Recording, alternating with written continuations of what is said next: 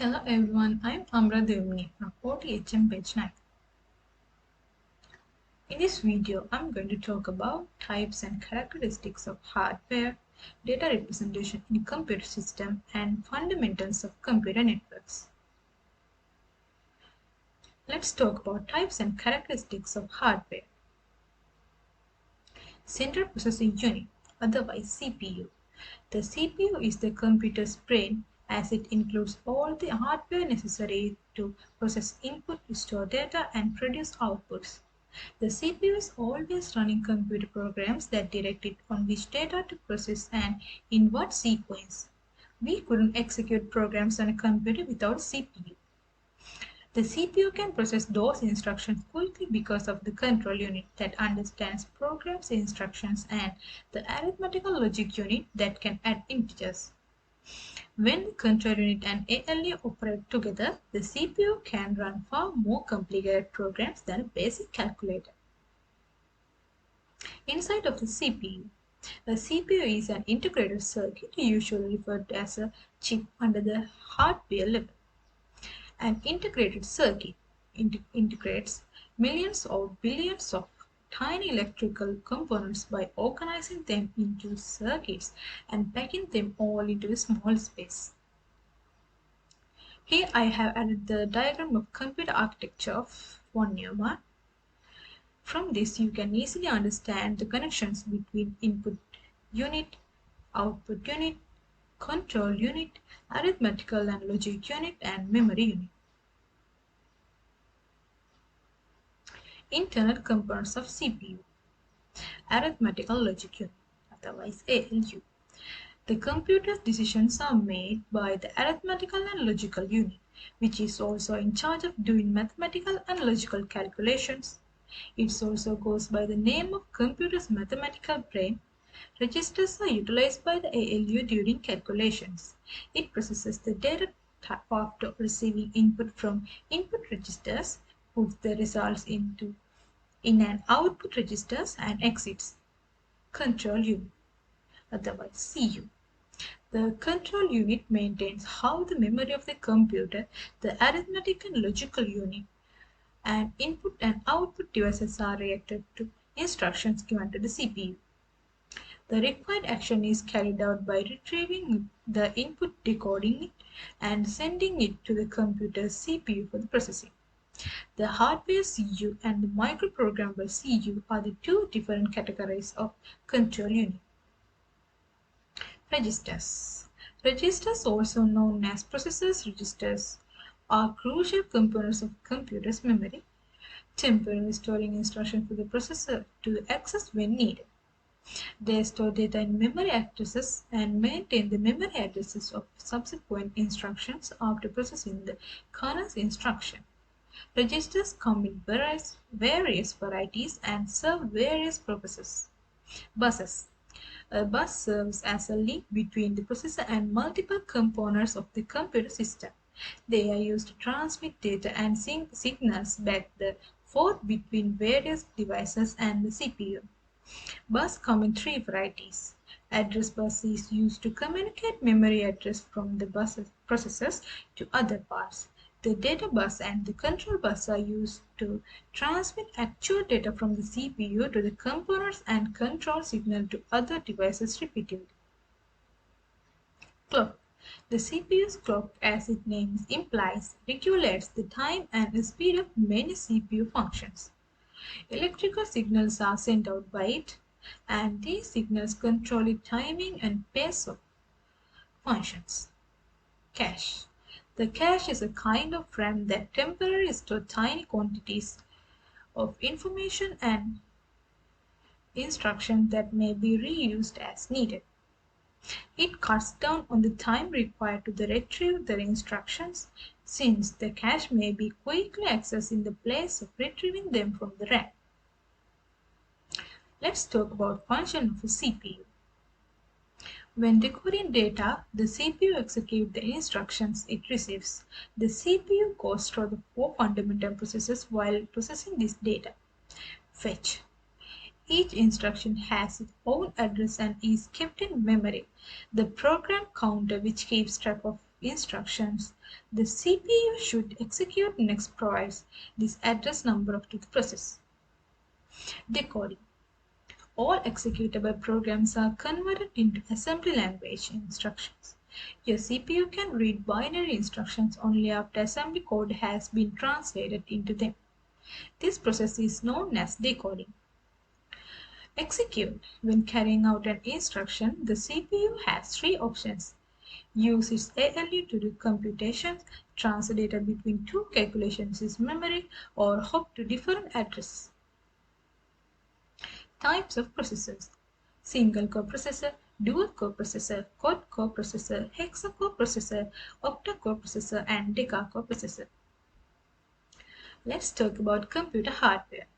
Computer hardware is the physical components of a computer system separated from software.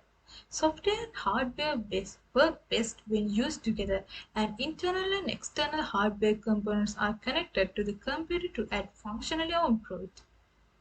Internal hardware components are required for the computer to operate properly, while external hardware components are connected to the computer to add functionality or improve it. Example for hardware: input devices, output devices, secondary storage devices, and internal components. How do computer hardware work together?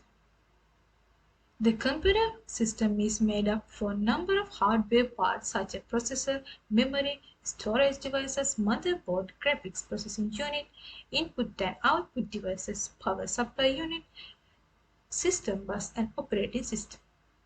The CPU, which carries out computation and carries out commands, is the computer's brain.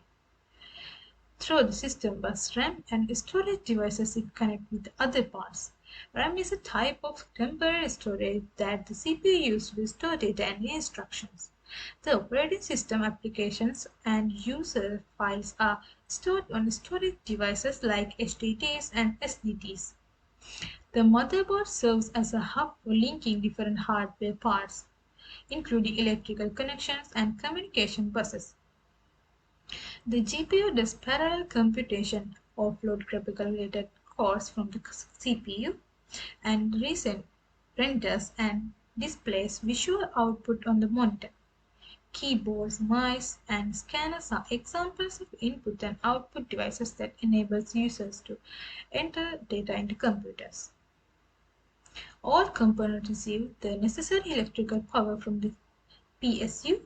The address, data, and control buses make up the system bus, which enables communication between the CPU, memory, and other hardware parts.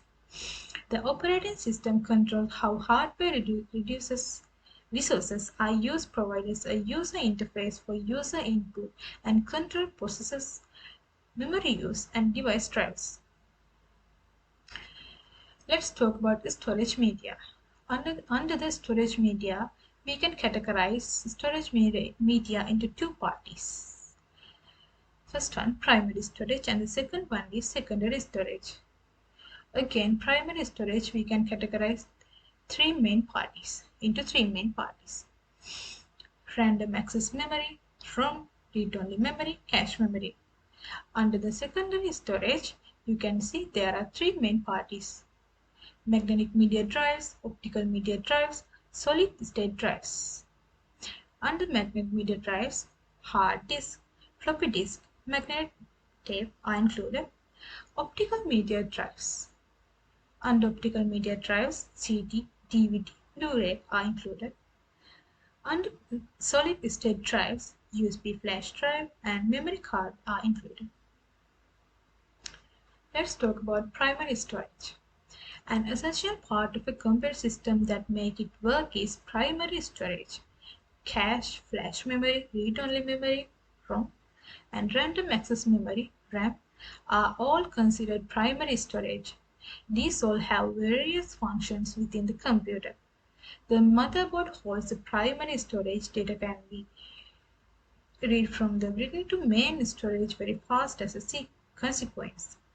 It provides the CPU quick access to information and commands stored in the main storage. Random access memory. The data and instructions that are currently in use are stored in RAM, otherwise random access memory. RAM is the form of volatile main storage. Data and instructions stored in RAM are lost when the machine is turned off. Because data and instructions may be stored and accessed from any point within the memory, RAM is referred to as having random access. RAM's data or instructions can be overwritten at any moment or modify its contents. For instance, the user might click on a different program or quit one document and open another. ROM, read-only memory. ROM is a non-volatile primary storage. When the computer is switched off, the material is retained. The word read-only refers to ROM, which can be read from but not written to. Because of this, ROM is the preferred place to store information and instructions that a computer needs to function. Typically, the maker of the computer programs these instructions and data which cannot be changed. One program that is kept in ROM is a BIOS, Basic Input-Output System. Cache memory. Cache memory is a kind of fast, volatile random access memory that is integrated into the processor. Cache memory allows for the faster data transfer from RAM disks than RAM disks. Therefore, data and instructions that a processor is going to reuse are simply stored in a cache memory.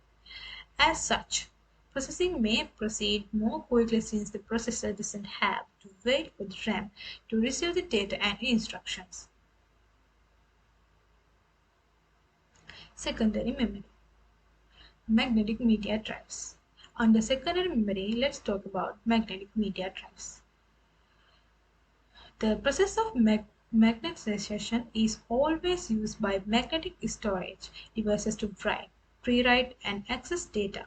They are covered within a magnetic quality and maintain data organized into tracks, spots, and sectors. Magnetic storage devices become more beneficial because of their massive data storage capacity. These storage devices are not more expensive, but they have slower data access speed.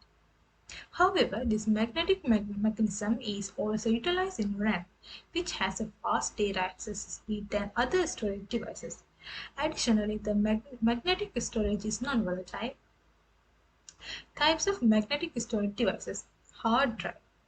A hard drive, commonly identified as a hard disk drive, is a device that can store more than 200 GB of magnetic data. It has a stack of disks set on a solid cover that is pinned quickly for quick retrieval. A safe and dependable storage solution is provided by the fact that the data is not lost when the power is turned off. Floppy disk. In 1969, IBM introduced the first floppy disk, a hardware data storage system used by personal computers. These 2 mm thick, 3.5-inch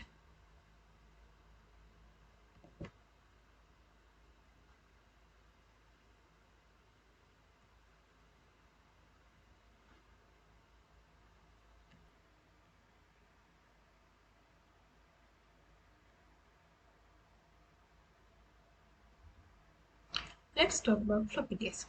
In 1969, IBM introduced the first floppy disk, a hardware data storage system used by personal computers. These 2 mm thick and 3.5-inch square plastic cartridge coated with iron oxide were used to store magnetic data like hard disk.